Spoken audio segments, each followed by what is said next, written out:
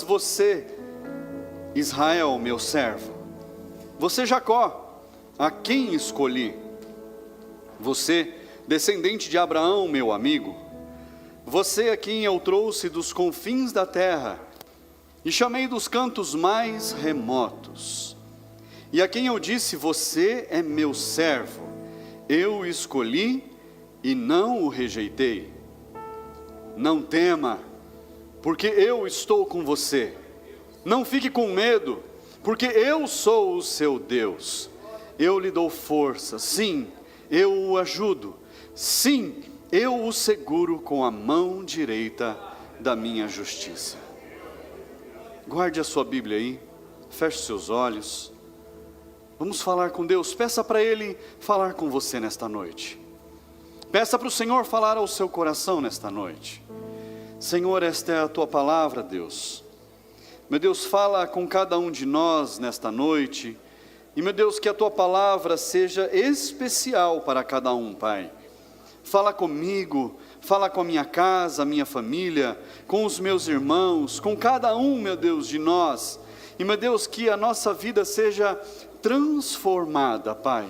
Que tudo na nossa vida seja renovado, para que nós possamos, meu Deus, alcançar a tua boa e poderosa vontade nas nossas vidas, Pai. Em nome de Jesus, Senhor, que seja o teu Espírito Santo falando com cada um de nós, Pai. Usa, Senhor, a minha boca, a minha vida, como um instrumento nas tuas mãos, Pai. Em nome de Jesus nós te louvamos e agradecemos. Diga amém, igreja. Assente-se no teu lugar. O Senhor, Ele fala aqui a Israel, a Jacó. Ele fala: Israel, eu te chamei. Jacó, fui eu quem te escolhi. Não foi você que me escolheu, foi eu quem te escolhi. Às vezes a gente acha que nós escolhemos estar na igreja. Às vezes nós achamos que nós escolhemos servir ao Senhor. Mas o Senhor tem algo para te dizer. Não se engane. Fui eu quem te chamei. Fui eu quem te escolhi. É o Senhor quem nos escolhe.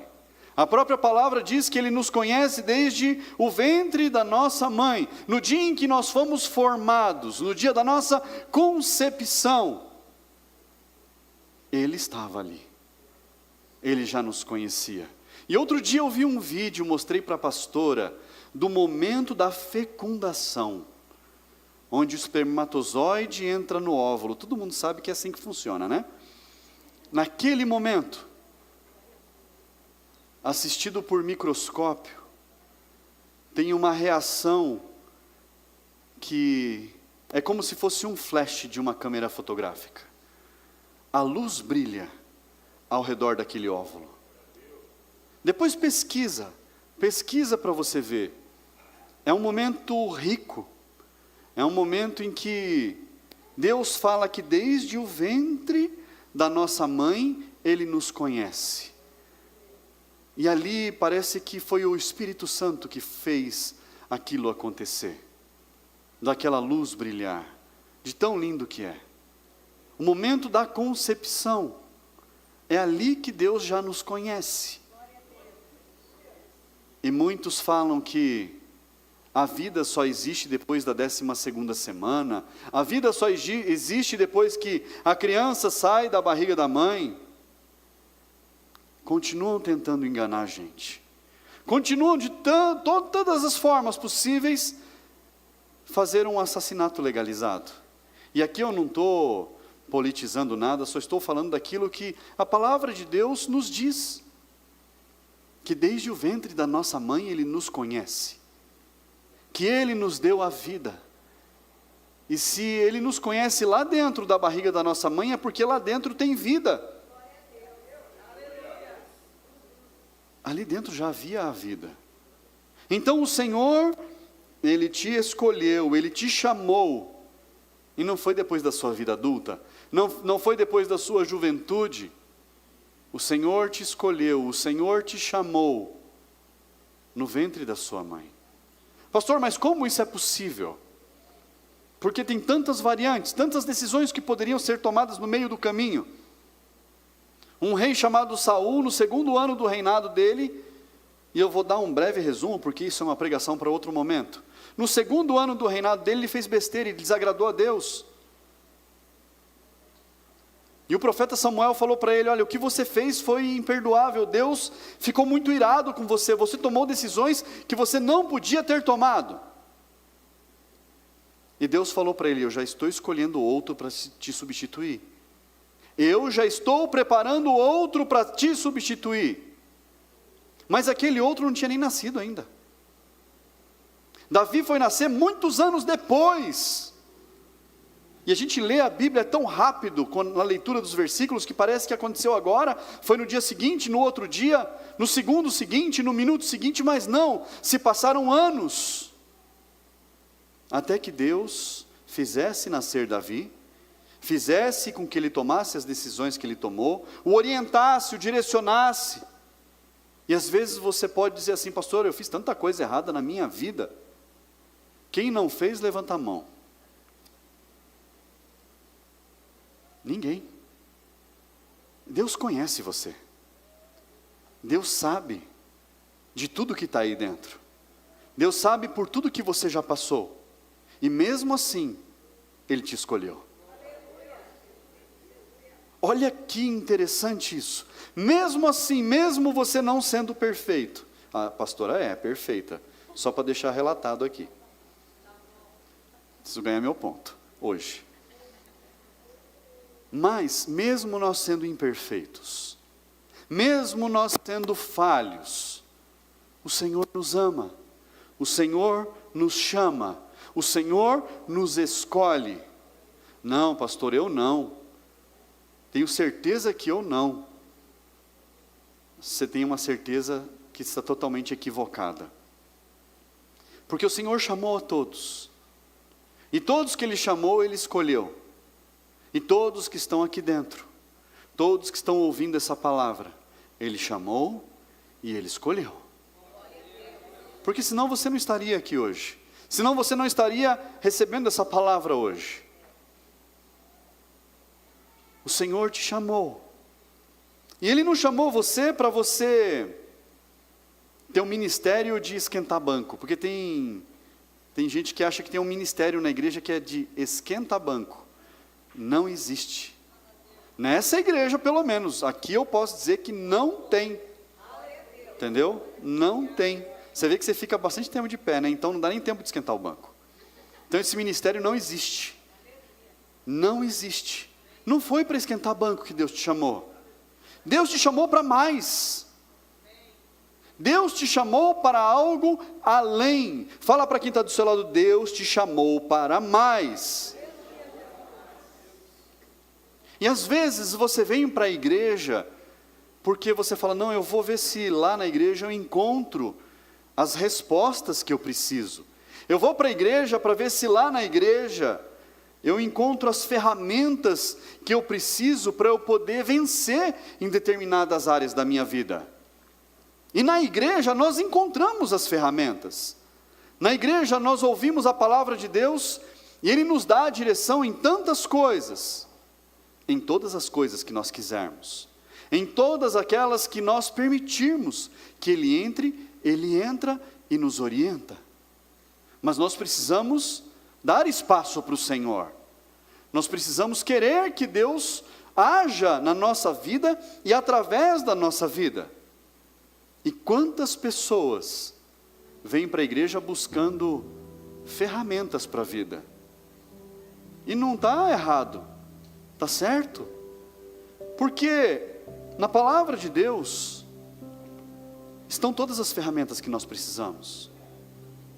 Um amigo meu, pastor amigo meu, ele fala assim que ele trabalha com manutenção predial. E ele fala assim: muitas pessoas dizem que o cachorro é o melhor amigo do homem, né? Ele fala assim: a ferramenta é o melhor amigo do homem. Cada um acha o que quiser, tá bom? Não me apedreje por isso.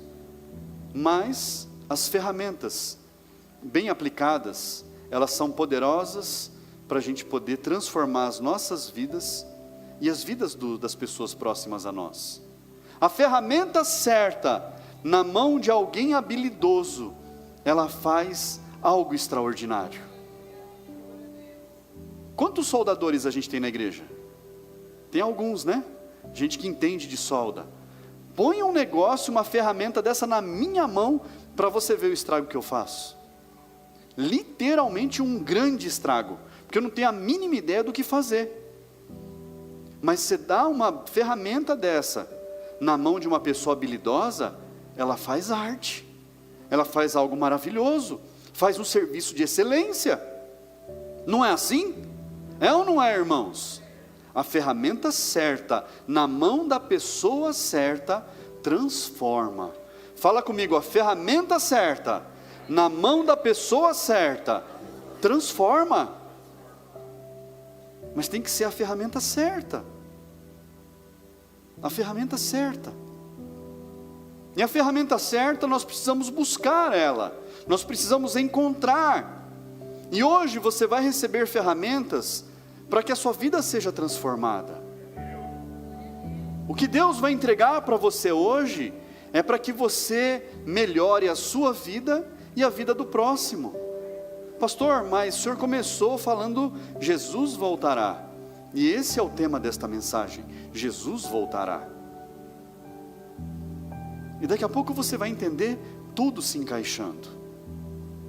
O Senhor, Ele olha para nós e Ele se compadece de nós. Abre a sua Bíblia lá no Evangelho de Mateus, capítulo 9. Evangelho de Mateus, capítulo 9, versículo 35. E Jesus percorria todas as cidades e aldeias, ensinando nas sinagogas, pregando o evangelho do reino e curando todo tipo de doenças e enfermidades. Ao ver as multidões, Jesus se compadeceu delas, porque estavam aflitas e exaustas, como ovelhas que não têm pastor. Então Jesus disse aos seus discípulos: a seara é grande, mas os trabalhadores são poucos. Por isso peçam ao Senhor da seara que mande trabalhadores para a sua seara. Somente até aí. O Senhor Jesus está declarando ali que os campos estão brancos. A colheita, ela está pronta para ela ser recolhida. Está tudo pronto, mas tem poucos trabalhadores, poucas pessoas para executar o trabalho. E Jesus fala: peça ao Senhor que plantou isso tudo, peça para o dono dessa plantação mandar os ceifeiros, os trabalhadores, para que possam fazer a colheita, porque o trabalho é muito grande. Fala para quem está do seu lado: o trabalho é muito grande. O trabalho no reino, ele é grande. Por isso que eu disse que não tem ministério de esquentar banco. Não tem o trabalho de esquentar banco. Não existe. Cada um de nós somos trabalhadores do reino. Pastor, eu nunca ouvi isso. Pastor, eu não quero. Não tem que querer. Aquilo que de graça você recebeu, de graça você dá. O Senhor, Ele te deu o melhor? Sim ou sim? O Senhor, Ele resgatou você quando você estava num buraco? Quando eu estava lá no buraco, Ele me puxou tão forte, que o amor dEle me impactou a minha vida. Eu não posso guardar isso só para mim. Eu preciso espalhar isso por onde eu for. Eu preciso levar isso por onde eu for. Eu preciso falar: Senhor, eu não sei fazer, mas se o Senhor me orientar, eu faço. E essa é uma conversa que eu tenho de forma rotineira com Deus. Senhor, às vezes eu não sei o que fazer, mas me orienta, me dá a direção. Eu falo para Deus: Deus, eu sou obediente. Falo o que eu tenho que fazer, eu vou e faço. Porque eu preciso fazer aquilo que o Senhor quer que eu faça, e não aquilo que eu acho da minha cabeça. E graças a Ele, Ele orienta, Ele dá a direção.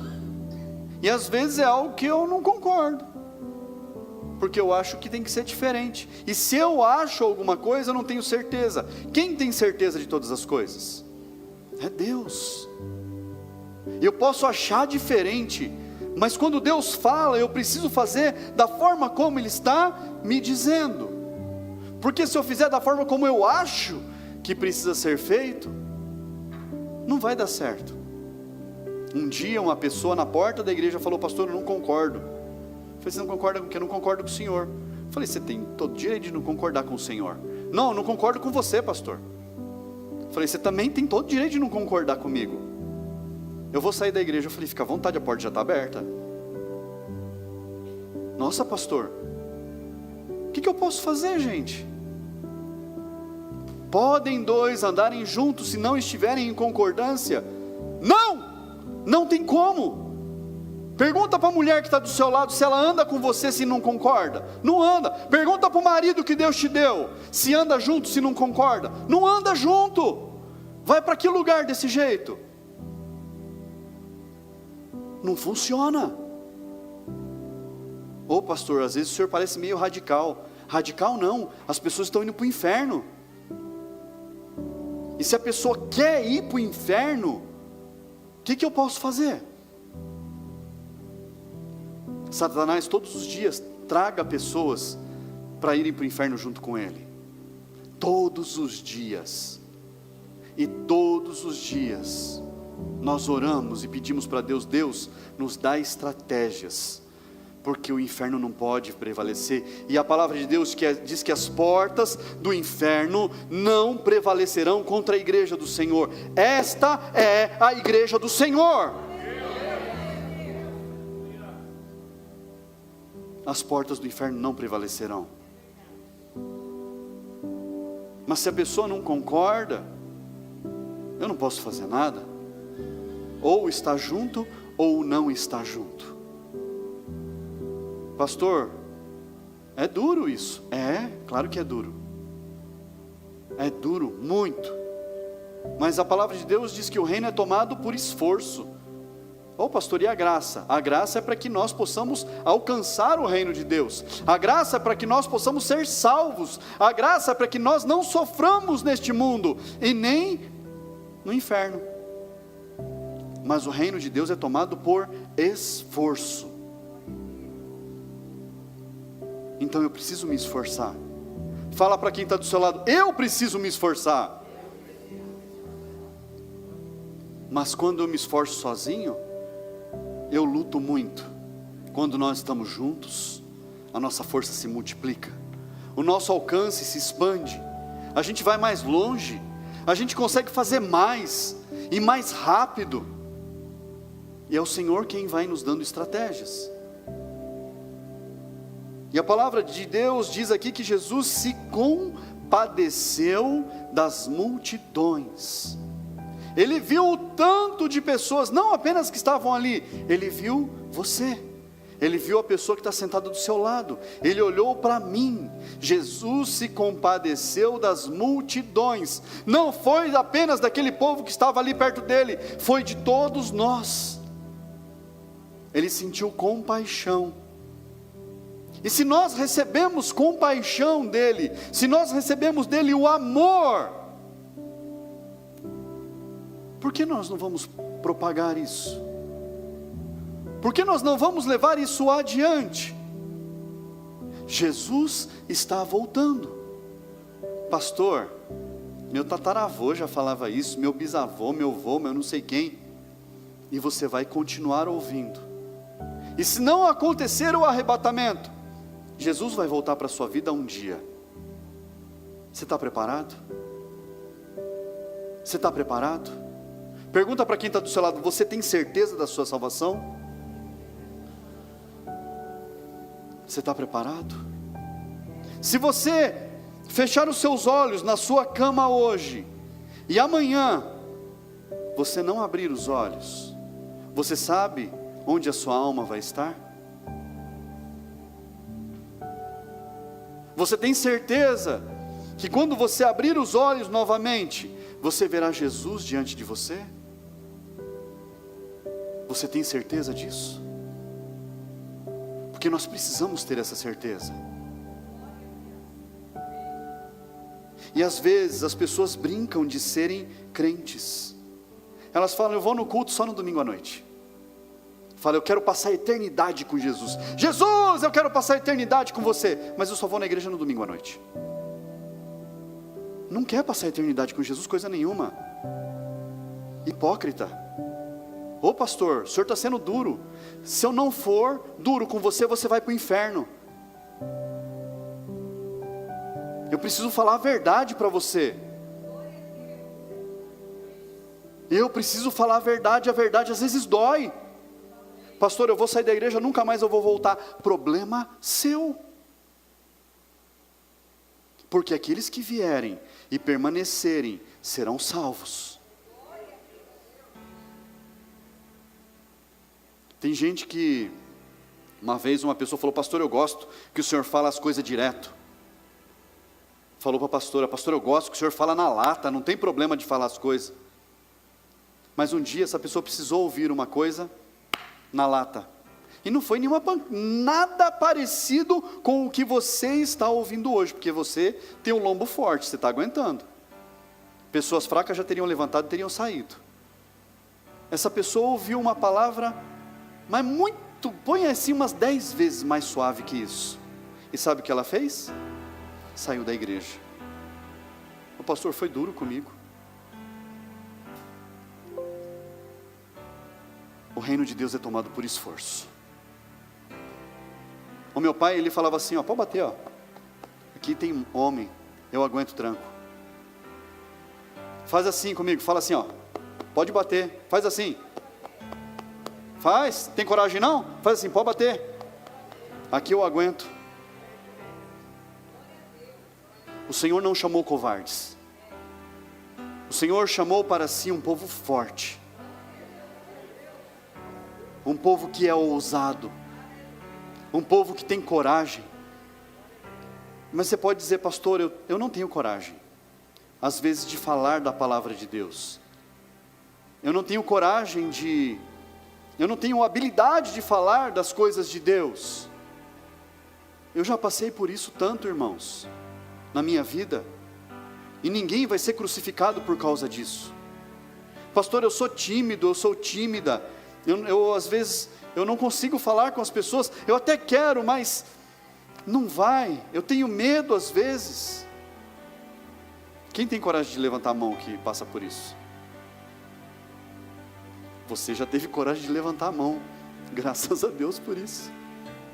Olha aí. Por quê? Porque às vezes a gente se acovarda.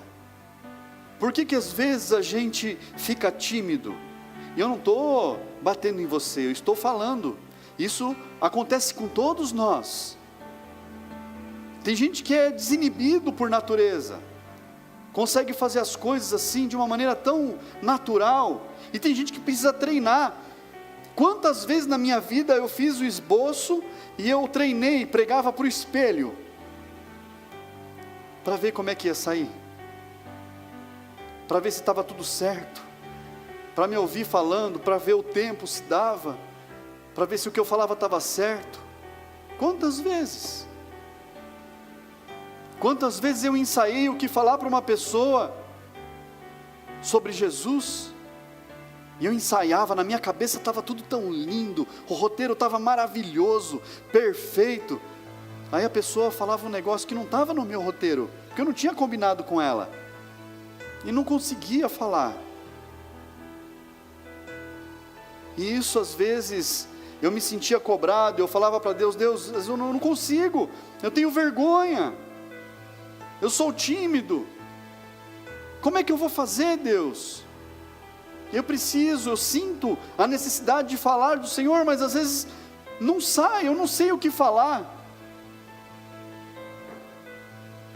E Deus foi trabalhando, Deus foi fazendo.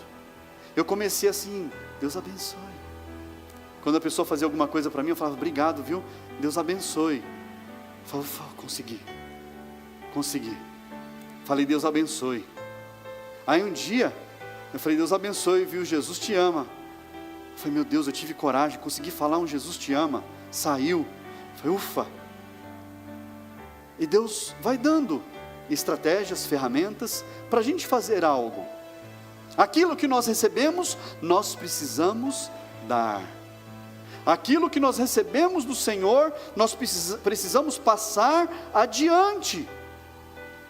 As pessoas precisam saber que nós somos cristãos.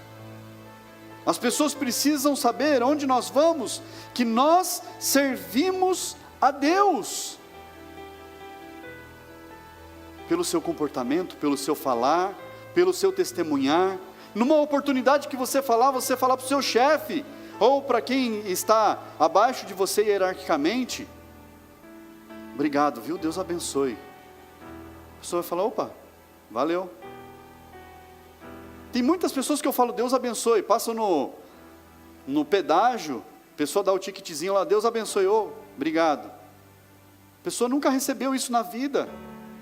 E às vezes aquilo para aquela pessoa, naquele dia, faz a diferença no dia dela. Uma simples palavra pode fazer uma grande diferença. Só que essa palavra, ela tem que ser carregada do que nós lemos aqui, compaixão. Você tem que olhar para o próximo e falar, essa pessoa não pode se perder. Essa pessoa precisa conhecer Jesus, que me salvou, que mudou a minha vida, que transformou a minha história. E se você falar para essa pessoa, que Deus abençoe o seu dia, talvez em algum momento ela volte para você e fale assim, lembra tal dia que você falou assim, Deus abençoe seu dia? Você vai falar, lembro. Então aquele dia eu fui livre, Deus me livrou de um acidente. Aquele dia Deus me livrou de ficar desempregado. Aquele dia Deus fez tal coisa comigo. Por causa de uma palavra liberada. Por causa de uma simples palavra sua. Um dia, eu estava em São Paulo e encontrei um dos primeiros pastores que passaram pela minha vida. Um chinês. Difícil de entender o que ele falava. Chinês de verdade, tinha vindo da China, se converteu, já um senhor. E ele pregava o evangelho, a gente tinha que ficar assim, olhando para a cara dele, para a boca dele, para ver se a gente pegava pelo menos ali uns 20% da mensagem. Mas um amor aquele homem, eu acho que ele já foi para o Senhor já. Daniel Zen, o nome dele. E eu fiquei anos sem saber da vida desse homem, por onde ele estava, mais de 15 anos. Um dia eu saindo do metrô em São Paulo, indo para o meu trabalho, quando eu viro a esquina, eu vejo esse homem assim, com um cartãozinho de visita, Jesus te ama, Jesus te ama, entregando para todo mundo que saía do metrô. Eu olhei ele, peguei o cartãozinho, obrigado, Deus abençoe. Falei, ele não ia me reconhecer, porque tinham passado muitos anos. Eu falei, Deus, obrigado pelo Senhor ter me mostrado isso. Estava com saudade dele, só de ver ele, com toda a dificuldade dele falar o português, ele falava, Jesus te ama. E eu tenho certeza que muitas pessoas que por ali passaram e receberam um cartãozinho dele, com uma mensagenzinha bíblica, tiveram suas vidas transformadas. Aquele dia para mim, foi um dia de grande felicidade. A minha vida naquele dia, foi renovada no Senhor. Faça algo. Fala, pastor, eu tenho vergonha. Eu já tentei, eu não consegui. Pastor, às vezes eu tenho medo de falar, eu não sei como é que pode ser, o que vai acontecer, o que pode acontecer se eu falar. Às vezes eu vou falar, eu já pensei em falar algo, mas na minha cabeça bloqueia, não vai. Quem passa por isso? Eu vou orar por você daqui a pouco, para que você vença isso. O Espírito do Senhor, Ele vai te ajudar a você vencer isso. Você tem coragem para receber essa oração? O Espírito do Senhor vai te fazer transformado. É Ele quem faz. A seara é dele. Ele é o Senhor que plantou essa plantação gigante. É Ele que é o dono disso tudo. Ele não vai dar as ferramentas que nós precisamos para fazer o que precisa ser feito? É claro que sim. Mas você precisa dizer: Senhor, eu quero. Fala comigo: Senhor, eu quero. Você precisa querer. Sabe por quê? Eu não estou falando de recompensa nenhuma. Não estou falando de recompensa. Hoje a palavra não é sobre recompensas. É sobre fazer o que precisa ser feito. E mesmo sem você saber de alguma recompensa, você ainda disse: eu quero. O que o Senhor tem para você é muito mais do que você pode pensar, imaginar, sonhar, rabiscar, projetar. É maior. Mas dê o seu passo. Fala: Senhor, eu quero. Repita comigo: Senhor, eu quero. Graças a Deus. Romanos 8, 31 e 32 diz assim: que diremos então à vista destas coisas? Se Deus é por nós, quem será contra nós? Aquele que não poupou o seu próprio filho, mas por todos nós o entregou, será que não nos dará graciosamente com ele todas as coisas? O Senhor, através de Jesus, quer te dar todas as coisas. Tudo que você precisa, tudo que você não precisa, para você ter em abundância, para você fazer mais, para você ir além, para você se desafiar, para você se sentir desafiado, porque você, em nome de Jesus, vai vencer todos os desafios. Aleluia!